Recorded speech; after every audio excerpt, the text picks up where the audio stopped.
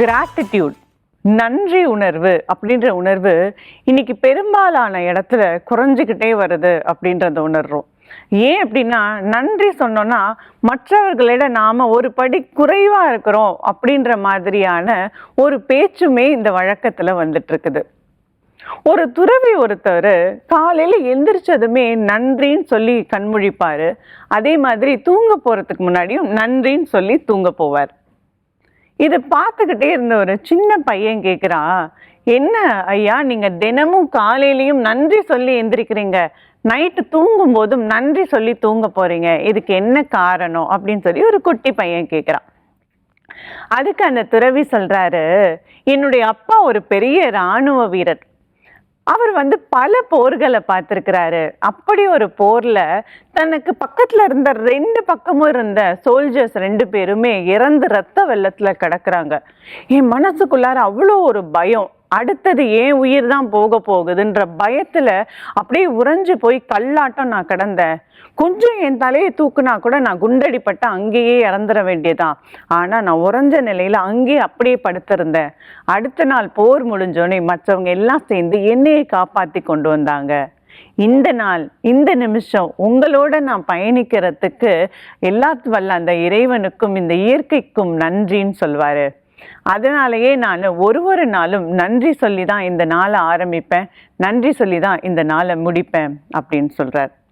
நம்மளுடைய தமிழ் இலக்கியங்கள்லையுமே நன்றி மறவேல்னு ஆத்திச்சூடியும் நன்றி மறப்பது நன்றென்றுன்னு திருக்குறளும் நமக்கு இந்த வாழ்க்கையுடைய தத்துவத்தை சொல்லி கொடுத்துட்டே தான் வராங்க. இருந்தாலும் இந்த உணர்வு ஏன் நம்மளுடைய ஆழ் மனசுல இன்னும் ஆழமா பதியாதது காரணம் என்ன அப்படின்னா, அதை நாம் பழக்கத்துக்கு கொண்டு வராதது தான். குழந்தைகளுக்கு சின்ன சின்ன கதைகள் மூலியமா இந்த நன்றியோடைய முக்கியத்துவத்தை சொல்லும்போது அவங்க அதை நல்லா கெட்டியா பிடிச்சுக்கிறாங்க. ஒரு சின்ன பையன், அவனுக்கு எல்லாமே சகல சௌபாகியத்தோட வாழ்றான். அவனுக்கு அப்பா அம்மா எதை கேட்டாலும் உடனே வாங்கி தரதுக்கு, அதுக்கப்புறம் நல்ல வீடு, சொகுசான கார் அப்படி சொல்லிட்டு நல்ல வாழ்க்கைய வாழ்றான். அந்த டவுன்லயே அவன் ரொம்ப அழகான ரொம்ப ரொம்ப வசதி படைத்த ஒரு பையனா வளர்ந்து வரான். இருந்தும் முகத்துல ஏதோ ஒரு சோகம், எப்பயுமே சோகமாவே இருக்கான். யாராவது ஒருத்தவங்க ஓடி ஒரு புதுவிதமான செல்போனை காமிச்சிட்டா, ஐயோ இவன் நம்மளை விட அதிகமான நம்மளை விட அழகான செல்போனை வச்சிருக்கிறாடே, இவன் நம்மளோட வசதியானவனா இருக்கிறாடே, இவன் நம்மளை விட இன்னும் வசதியான கார்ல வரானே அப்படின்னு சொல்லி எல்லாத்துலேயுமே ஏதோ ஒரு பொறாமையோடும் ஏதோ ஒரு மன நெருடலோடையே அவன் பழகுறான். அப்போ ஏண்டா இவன் எப்பயுமே சோகமா இருக்கான்னு சொல்லிட்டு அவங்க அப்பா அம்மா கூட ரொம்ப வருத்தத்துல இருக்காங்க. அந்த சூழ்நிலையில அவருடைய தாத்தா ஊர்ல இருந்து வரார். இவங்களுடைய அப்பா அம்மா இந்த நடந்தது எல்லாத்தையும் அவங்ககிட்ட சொல்றாங்க. அப்ப அவங்க தாத்தா அந்த பையனை அழைச்சிட்டு ஒரு ஆத்தங்கரை பக்கமா போய் உட்கார்றாரு. ஏன்பா உனக்கு என்ன ஆச்சு, ஏன் ரொம்ப சோகமாவே இருக்கே அப்படின்னு சொல்லி தலையை வருடி கொடுத்துக்கிட்டே அந்த தாத்தா பேசுறாரு. அப்ப சொல்றான், தாத்தா எனக்கு என்னன்னு தெரியல, எதை பார்த்தாலும் ரொம்ப சோகமா இருக்கு, யாரை பார்த்தாலும் பிடிக்கல, எல்லோரும் என்னை விட நல்ல வாழ்க்கையவே வாழ்றாங்க அப்படின்னு சொல்றாரு. அவன் அப்படி சொன்னதுமே அந்த தாத்தா ஒரு சிரிப்போட, சரி இதுதானே, சரி செஞ்சிடலாம் இது எல்லாத்தையும் சொல்லி தன்னுடைய பையில இருந்த ஒரு தங்க நிற ஒரு நோட் புக் எடுத்து அவன் கையில கொடுக்குறாரு. இதை வச்சு நான் என்ன பண்றது அப்படின்னு கேட்குறான் அந்த பையன். அதை திறந்து பாரு அப்படிங்கிறாரு. அவன் அந்த பக்கத்தை திறக்கும் போது உள்ளார எதுவுமே இல்லை. இது எல்லாத்தையும் நீ தான் உருவாக்க போற. ஒரு நாளைக்கு குறைந்தது 3 to 5 நல்ல விஷயங்கள், ஏதோ ஒன்றுத்துக்கு நீ நன்றி சொல்லணும்னு தோணும் இல்லையா, அதை இந்த நோட்ல எழுது அப்படின்னு சொல்றாரு. என்னது எழுதணுமா அப்படின்னா, ஆமா ஒரு 30 நாளைக்கு மட்டும் நீ இதை பழக, எனக்காக நீ இதை செய் அப்படின்னு சொல்லிட்டு அந்த தாத்தா ஊருக்கு கிளம்பிடுறார். அவன் வீட்டுக்கு சேரும்போது சுட சுட கம கமன்னு அவங்க அம்மா அவனுக்கு பிடிச்ச உணவை சமைச்சு வைக்கிறாங்க. அதை சாப்பிட்றான். உடனே அவனுக்கு ஒரு சந்தோஷம் வந்துடுது. அதை போய் அந்த நோட்ல எழுதான்.